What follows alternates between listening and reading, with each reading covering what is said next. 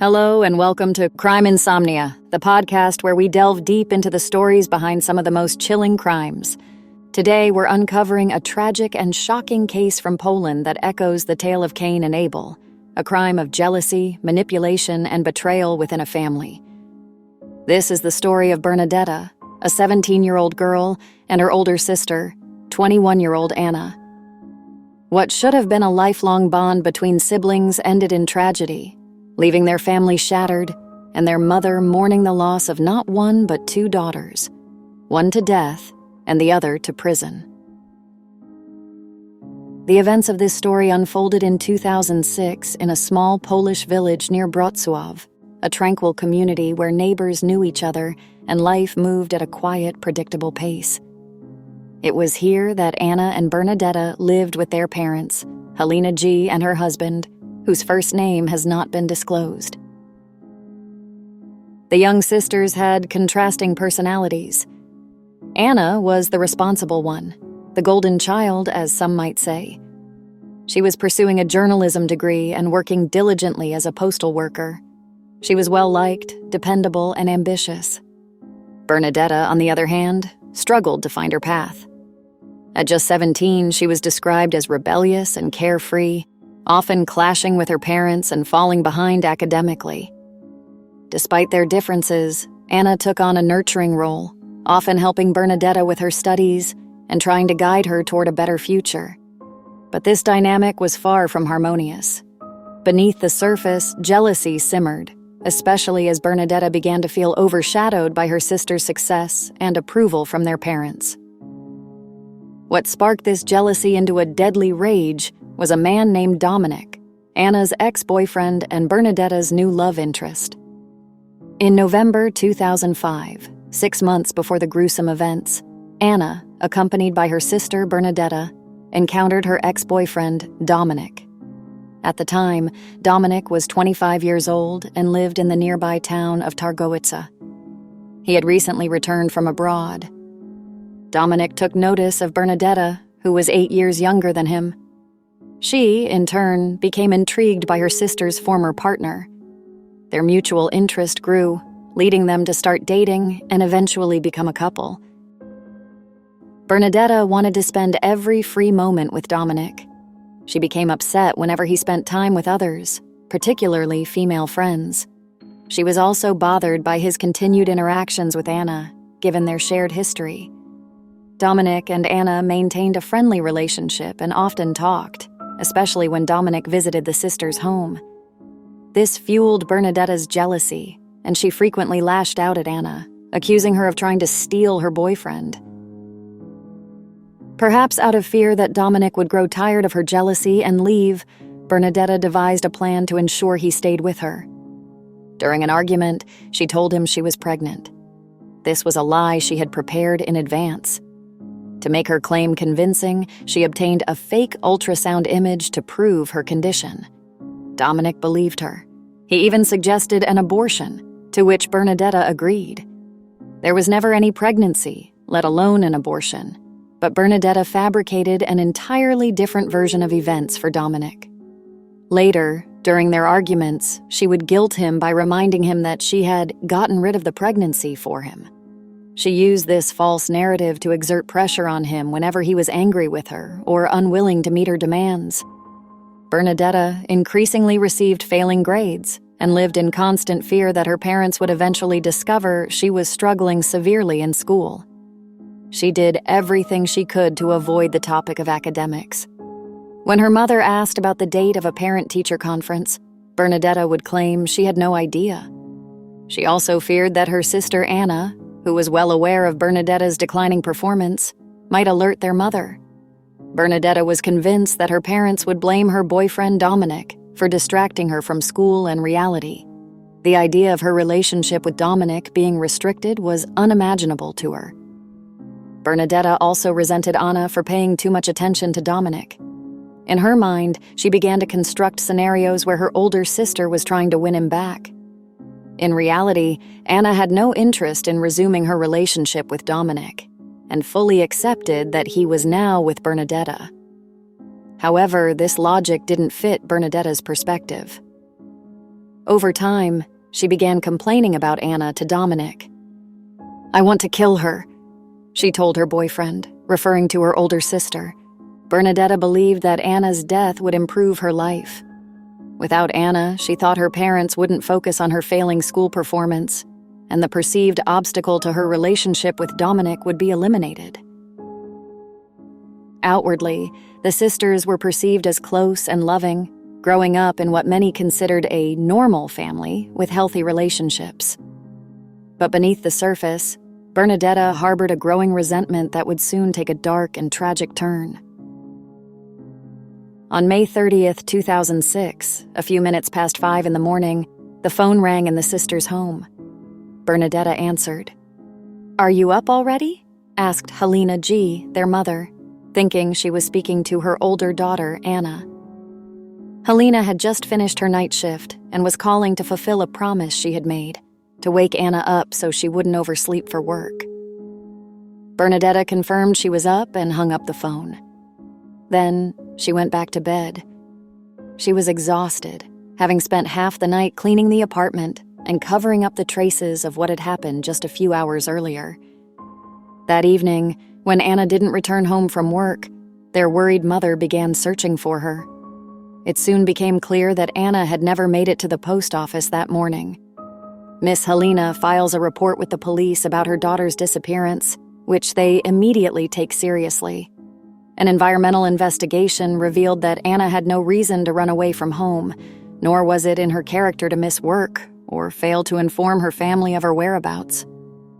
Suspicion quickly grew that something terrible had happened to the young woman. Police began questioning all close relatives and potential witnesses, while extensive search efforts were launched. The family, desperate for answers, went door to door pleading for any information that might lead to Anna's whereabouts.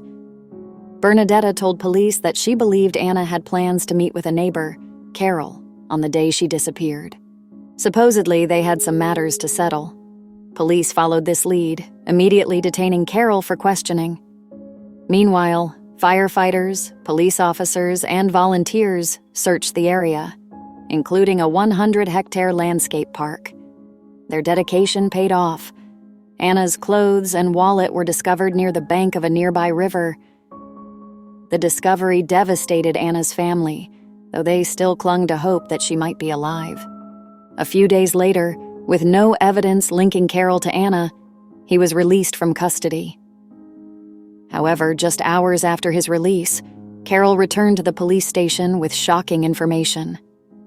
After leaving the station, he confronted Bernadetta, demanding an explanation for her false claim that he had met with Anna. Flustered and unable to keep her story straight, Bernadetta finally broke down and confessed.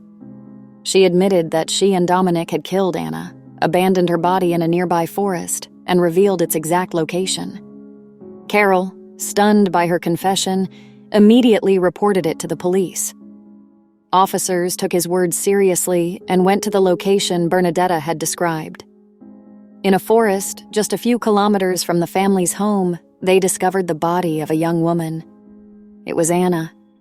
She was found naked, battered, with multiple bruises on her neck, indicating strangulation. Her body had been wrapped in an old rug. The news devastated the family and shocked the peaceful community, leaving everyone wondering who could have committed such an atrocity. Investigators began to piece up the puzzle together. All signs pointed toward Bernadetta and Dominic. The police knew they had to break the news to Anna's family. The police chief approached the grieving parents to inform them that Bernadetta would need to be taken in for questioning due to inconsistencies and growing suspicions. The family reacted with anger and disbelief, refusing to accept the possibility that their youngest daughter could be involved. As Bernadetta was taken away, her mother threatened to file a formal complaint against the police. A few hours later, forensic experts searched the family home and found fresh traces of blood that someone had clearly tried to clean. This discovery led to the arrest of both Bernadetta and Dominic just hours after Anna's body was found. During their interrogations and when confronted with the evidence, both eventually confessed to the murder. Bernadetta was distraught, crying as she claimed she didn't know why they had done it. She tried to downplay her role, saying she was only helping and that her job was simply to restrain her sister. Dominic admitted that he was the one who killed Anna, but said he did it only at Bernadetta's insistence. According to him, Bernadetta repeatedly told him that killing Anna was the only solution and that their relationship would fall apart if Anna remained in their lives. A few days earlier, late in the evening, Anna, Bernadetta, and Dominic had spent time together watching television at the sisters' family home. Knowing she had work early the next morning, Anna decided to head to bed before the others. As she left, she casually reminded her sister's boyfriend not to stay too late, then made her way to her room.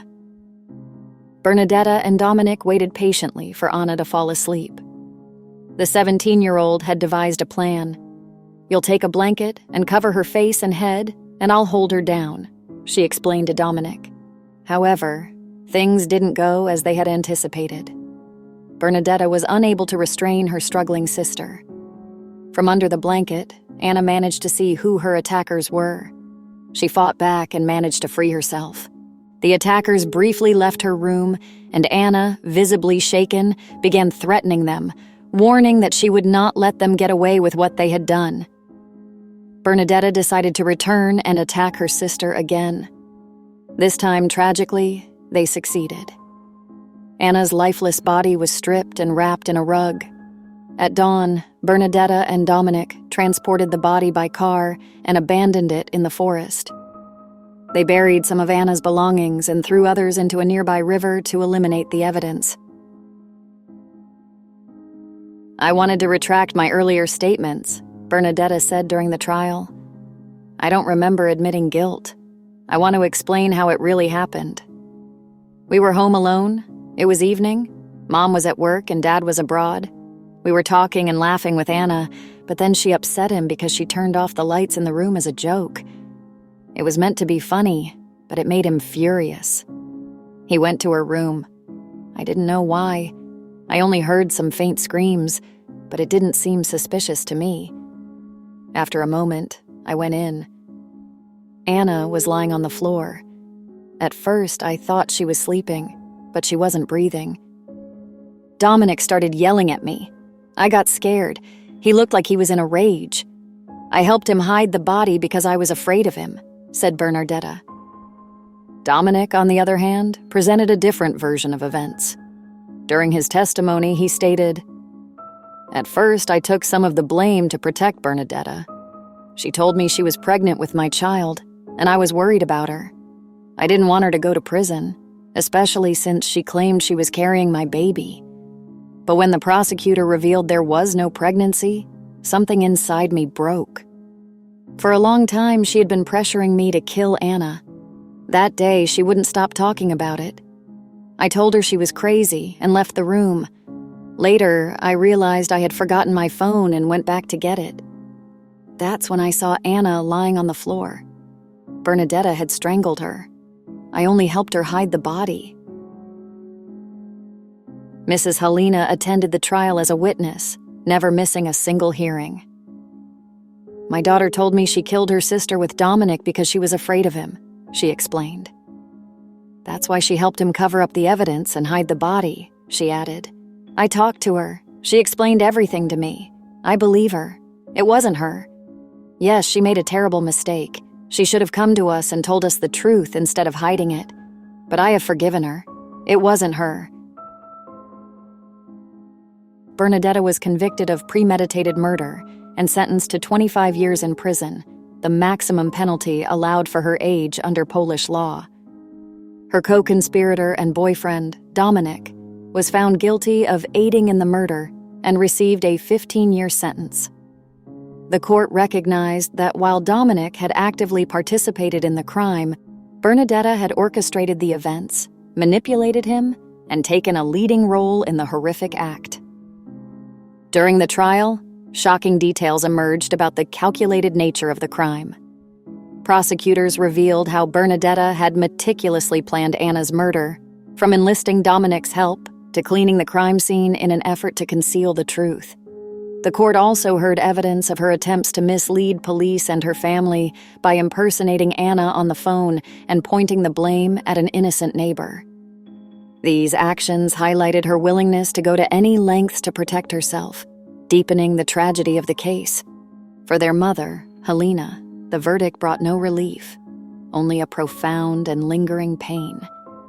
In a heart-wrenching statement, she said, "I have lost 2 daughters. One is dead, and the other will spend much of her life behind bars." This sentiment captured the devastating ripple effect of the crime. Helena, once the proud mother of 2 daughters, now found herself mourning one child while grappling with the incomprehensible reality that the other was responsible for the loss. The family's world was shattered. Helena struggled to reconcile the loving image she had of her daughters with the brutal crime that had destroyed her family. Friends and neighbors who had always seen the sisters as close and their family as harmonious were left in disbelief. The community, too, was shaken, questioning how such darkness could emerge in what had seemed like an ordinary household. The tragedy underscored the destructive power of unchecked jealousy and manipulation, which not only claimed Anna's life, but tore apart the fabric of a once loving family. While justice was served in the courtroom, the emotional wounds inflicted on the family and community would take much longer to heal, if they ever could. The case of Bernadetta and Anna is a stark reminder of how unchecked emotions like jealousy and insecurity can spiral into tragedy. It also highlights the importance of addressing familial conflicts before they escalate into something irreparable. This story forces us to ask hard questions. Could this crime have been prevented? Were there signs that Bernadetta's jealousy had reached a dangerous level? And how do families heal after experiencing such profound loss? Thank you for joining me on this episode of Crime Insomnia. If you found this story thought-provoking, please share your thoughts with us. How do you think society can better address the emotions and conflicts that lead to such tragic events? Be sure to subscribe for more deep dives into true crime stories. Until next time, stay safe, take care of one another, and remember, every choice we make has consequences.